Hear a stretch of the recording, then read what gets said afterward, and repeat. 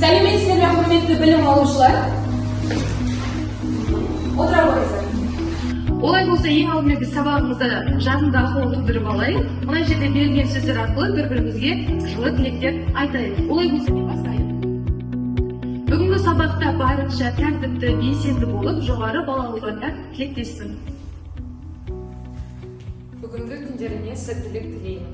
Сабағымыздың тақырыбы қазақ театрының қайнары деп аталады. Олай болса, сабағымыздың мақсаты Білім алушыларға қазақ театрының шығу тарихы мен маңызын танытып, театр тақырыбы арқылы тілдік дағдыларын дамыту. Мына жердегі ұлттық аспаптар арқылы біз топтарға бөлініп алайық. Бүгінгі қазақ театрының қайнары тақырыбындағы сабағымызда бақылау бұлымның негізінде алты деңгей бойынша жүзеге асады. Білу деңгейінен бастайық, садағату әдісі арқылы мына жердегі шығатын сөздердің мағынасын ашатын боламыз.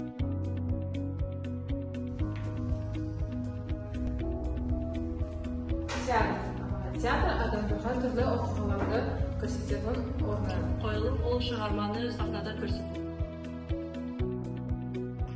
Өте жақсы, қолдау деңгейіне де келіп жетті. Ол жерде жұптық жұмыс, диалог құрау.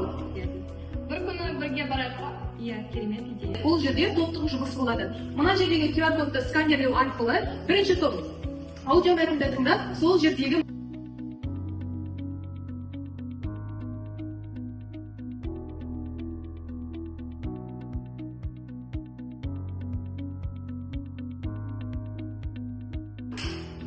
Театр бұл актер. театр бұл музыка.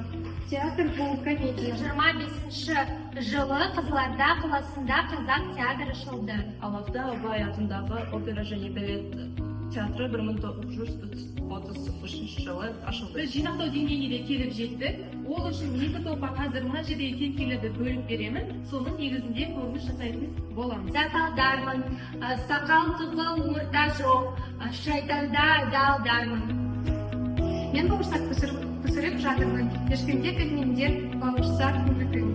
Мен бауырсақ домалап кетемін. Саранбайды қолынан қашамын. Бауырсақ қошым, қандай ес.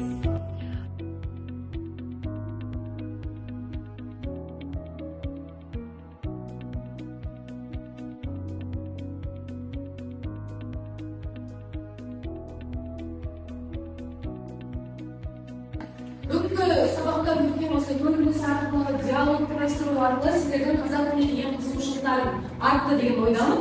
Келесі сабақта көріскенше қош сау болыңыздар.